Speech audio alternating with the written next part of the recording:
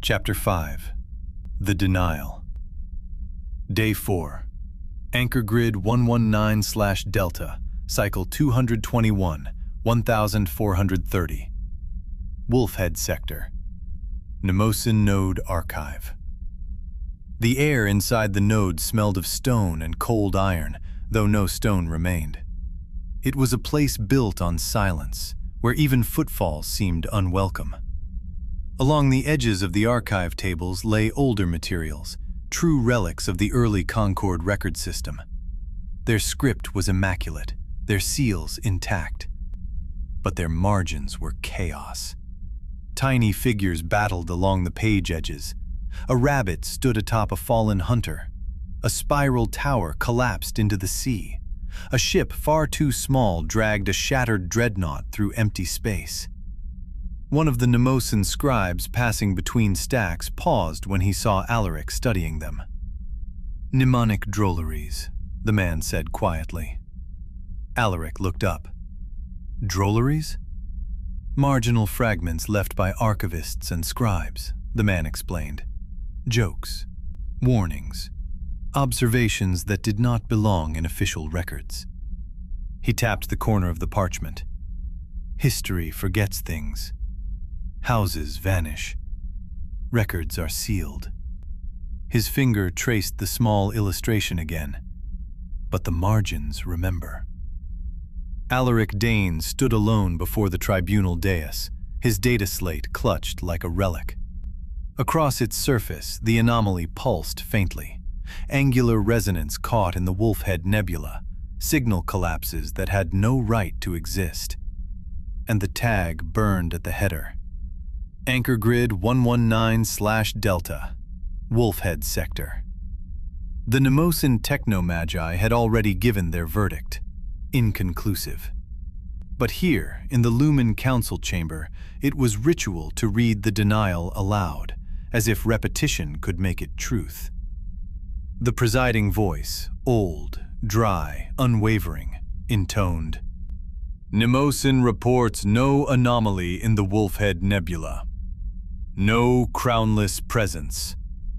No threat." Alaric's throat tightened at the word unspoken. He had not written crownless in his report. He had not dared. Yet the denial named it, and naming it denied it. He forced himself to speak. "With respect, lords, the data shows otherwise. Angular resonance, deliberate return. Logs erased at the moment of detection. Something is moving in the Wolfhead, fixed on the anchor grid." A ripple of annoyance stirred across the chamber. One counselor leaned forward, eyes cold as glass. "Something is always moving in the Wolfhead. Static, bleed, derelicts. You waste our time with ghosts." Alaric pressed on. "This was no ghost. The patterns, the Techno-Magi have spoken." The presiding lord cut him short. "To dispute their judgment is to dispute the lattice itself. Do you claim greater sight than Mnemosyne?" Alaric's fingers tightened on the slate. He wanted to shout yes, because he had seen it, and they had too. Their denial was too swift, too smooth. They had buried the truth because truth was poison. He bowed instead. "No, Lord. I claim only what the data shows."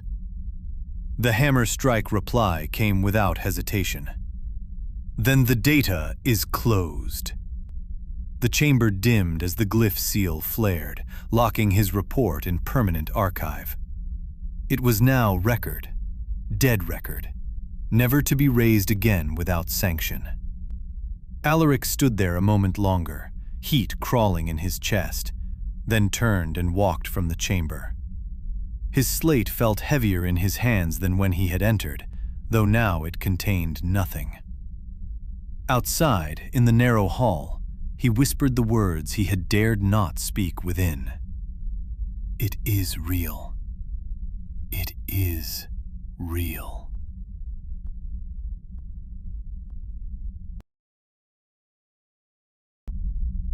Abyssal Fleet, Chapter 6. The Wound in the Drive. Day 5. Lattice 322, Cycle 221, 1630. Wolfhead Sector. Mid-Echo Layer. The ship slid through drift space, steady as a leviathan in black water. Then came the sound. A shriek like iron dragged across stone, running through the hull until every man and woman felt it in their teeth. "Drive harmonic collapse!" the watch shouted. "Primary veil engines are spiking! Resonance instability!" The deck lurched. Lights flared pale green, then guttered back to red. On the bridge, instruments stuttered with impossible readings, depth spinning, echoes collapsing, the whole lattice folding wrong around them. "Lock down the core!" the XO barked. "Seal off the first chamber!" "Negative response," came the reply. "Flow regulators are frozen. Veil harmonics are bleeding straight into the drift coil." The commander stood at the prow, steady, but the tension in his voice cut like steel. "Status?" "Primary veil engines are offline," the watch reported. "We've lost balance. Current's dragging us down strata." The XO's jaw clenched. "Switcher to echo cycle backup. Auxiliary phasics only." "Switching." The crewman's hands flew across the glyph slate. The ship groaned, every rib flexing as new systems woke. "Auxiliary phasics engaged. Stability returning." But the bridge could feel it. The ship slowed. Where before she slid like a blade through drift space, now she dragged like an anchor, every meter fought for with strain. "Commander," the XO said quietly, "we've lost velocity. Aux phasics can't sustain the depth. We'll need to rise strata and run repairs." The commander's eyes never left the dark ahead. "We rise, we bleed time. Time we may not have." From comms came a sudden burst, breaking the silence. "Con, relay. Lattice traffic inbound. Format is emergency directive. Recommend alert 1. For a moment, the crippled drives, the slowing ship, the groan of wounded metal, all of it paled before those words. The commander's hand closed over the rail. "Alert 1, he said. The all-chorus thundered it through the ship, as though the vessel herself roared in answer. "Alert 1! Alert 1!" The Nuln shuddered again, the sound of tortured metal thrumming through her bones. The bridge lights dimmed to blood red. "Primary veil engines are offline," the chief engineer's voice crackled up from the pit, urgent but steady. "We've isolated the harmonic bleed, but she won't take a restart without tearing the whole chamber apart." "Options," the commander snapped. "Auxiliary phasics can hold us, but not for long. They're designed for trimming drift, not carrying the hull. If we push them too hard, we'll lose more than speed. We'll lose containment." The commander's gaze flicked to the XO. "Time to switch?" 2 hours if everything goes perfect," came the reply. 4 if it doesn't. "Make it 2. The commander leaned into the comms rail. "Chief, I want the secondaries online, full graft. Feed whatever you need from non-essential grids. I don't care if the mess goes dark." There was a pause, then the chief's answer. "Understood. We'll cut everything that isn't hull or breath." The XO started to speak, but the commander's hand rose, silencing him. His voice carried across the bridge, sharp and deliberate. "All hands. Weapons drill. Condition 1. All hands. Weapons drill. Condition 1. The all-chorus bellowed the order. Condition 1. Battle stations. Condition 1. The bridge froze for half a breath. The ship was wounded, bleeding power, dragging itself on crippled drives, and he was ordering a drill. The XO turned, voice low. "Sir, the FASICs are barely stable. Half the crew is already with damage control." "Exactly." The commander's eyes were cold. "Confusion is when we drill. Anyone can follow orders when the ship is calm. I want to see if they can do it when she's screaming." The XO's jaw worked, but he saluted. "Aye, Commander." On the lower decks, klaxons wailed. Crew scrambled to weapons stations, some still streaked with coolant and grease from the drive chambers. Boots hammered steel. Shouts echoed through the arteries of the ship. And through it all, the wounded vessel groaned, her hum uneven. The watch called out, "Simulate pressurizing all launch tubes. Simulate fracture fire readiness. Simulate charge coils," came the echo. "Simulate missile bay alignment." The bridge trembled as the ancient rituals of war spun up, one layer over another, even as the engineering decks fought to keep the heart of the ship beating. In the pit, the chief engineer shouted over the roar of coolant vents. "Switching feed! Diverting third grid to containment stabilizers!" Sparks cascaded from a ruptured conduit, men shielding their faces. "She's fighting us, Commander!" "Then fight harder," came the answer from above. "This ship is not allowed to die." The XO looked once more to the captain, then to the red-lit bridge, the crew moving like clockwork despite the chaos. His voice was bitter but admiring. "You're turning disaster into a crucible." The commander's reply was iron. "We are not here to survive drift space. We are here to master it." And the Nuln groaned, her FASICs straining, her weapons spinning up even as the green fire of the wolf head flickered faintly on her forward screens. The Nuln shuddered like a beast struck through the heart. Then came the roar, not from drift space, but from within. "Containment breach in Chamber 2!" The chief's voice snapped through the comms, jagged with static. "Pressure surge! She's igniting!" A thunderclap rolled through the decks, rattling teeth. The deck lights flared white, then snapped back to red.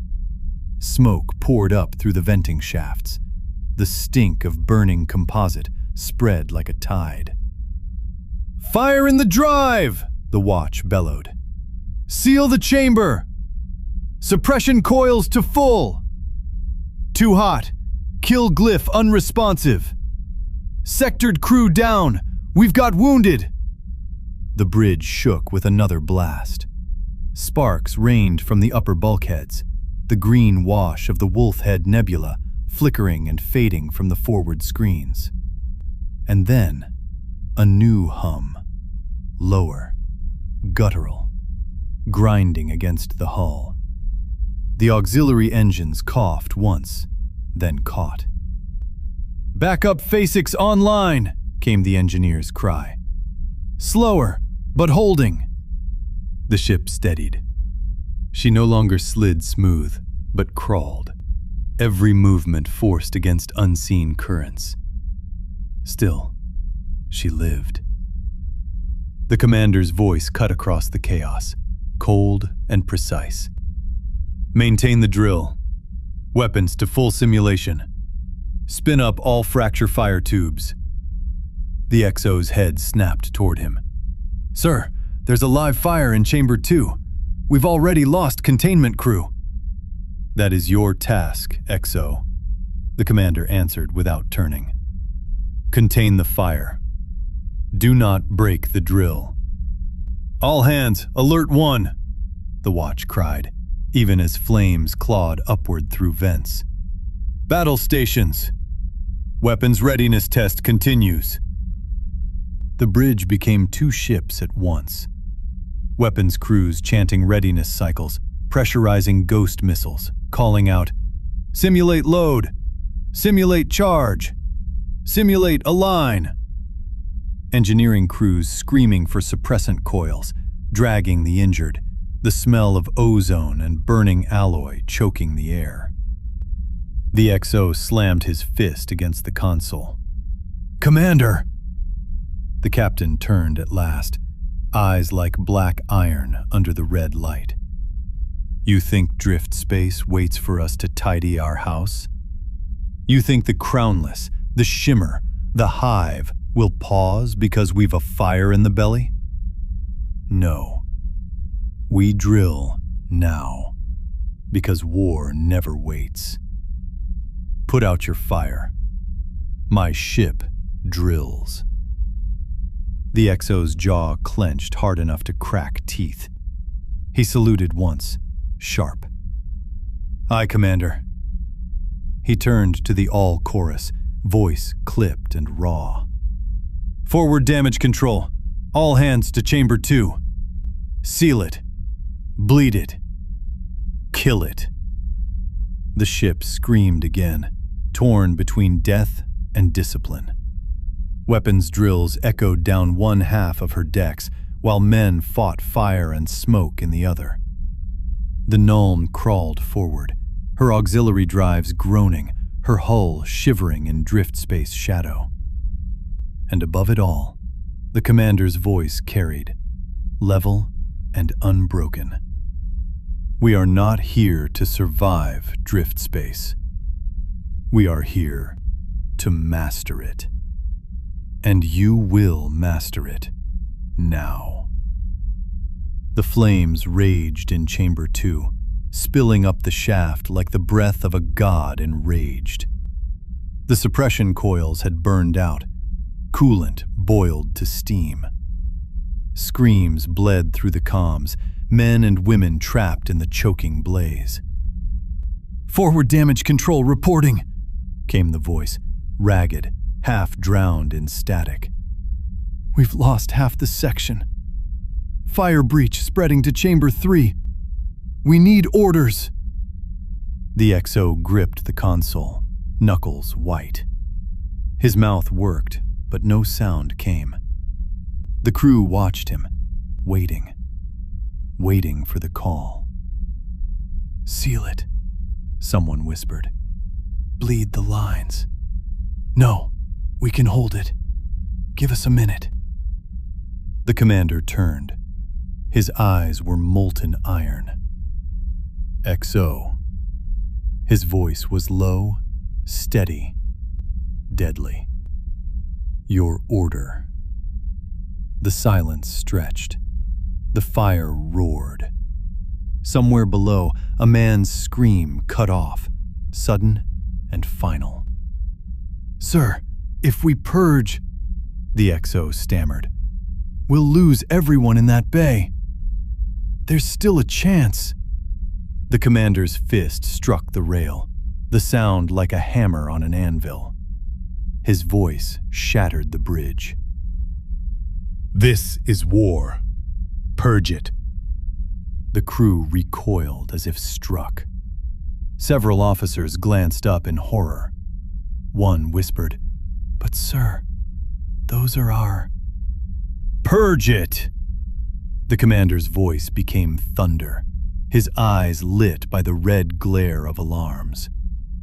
"Obedience now, or drift space will take the whole ship.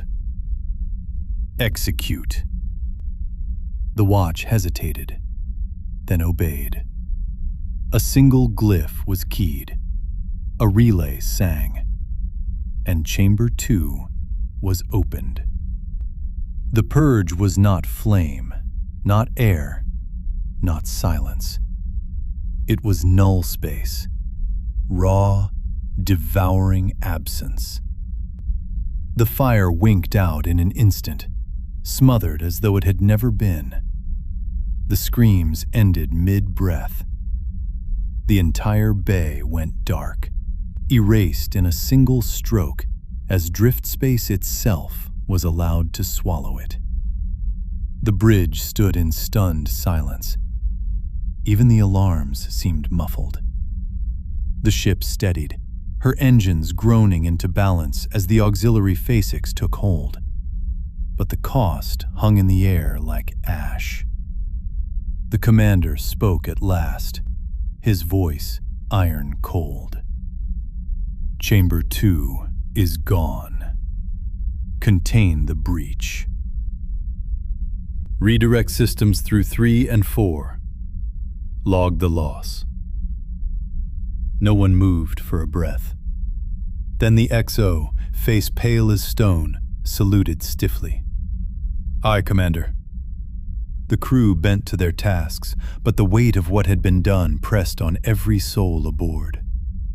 They had seen men burned before, men lost to silence, but never this.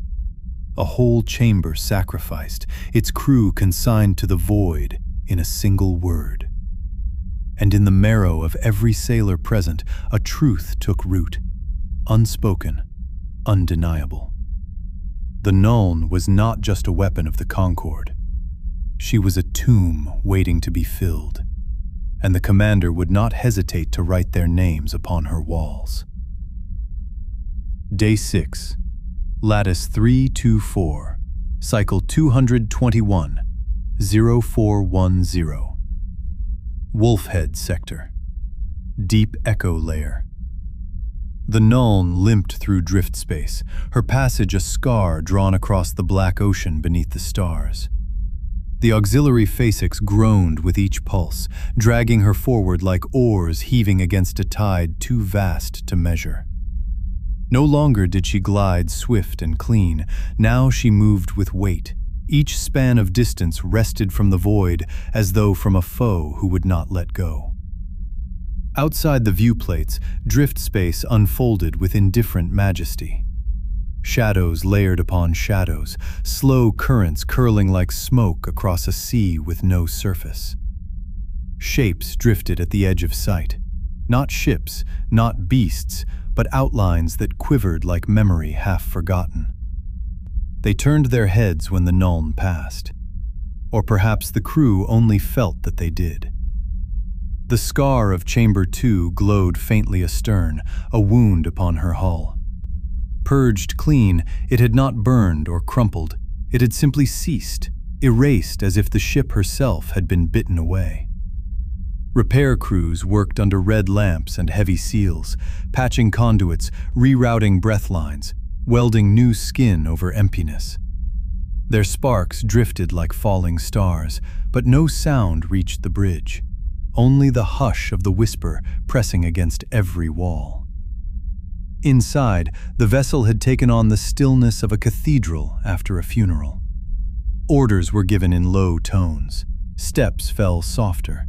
Men carried tools as though they were liturgical objects. Even laughter, when it came, was brittle, a thing too sharp against the silence. The commander walked the length of the bridge, boots ringing on the steel like a metronome of fate. He did not look at the men who had been in Chamber 2. He did not speak their names. Yet the air carried them still, as though drift space had recorded every syllable of their final cries and pressed them like weight into the lungs of the living. From the prow screens came the muted flicker of the Wolfhead Nebula, a faint green smear barely piercing the layered dark. Once she had been their beacon, their fixed point in the storm. Now she seemed impossibly far, a ghost light bleeding through leagues of black water. The ship endured. She crawled. She bled power. She bore her wound without faltering. And in that silence, broken only by the groan of engines and the whisper of drifting currents, the crew learned what it meant to serve aboard the Nuln, crown of the Concord. She was no longer merely their vessel.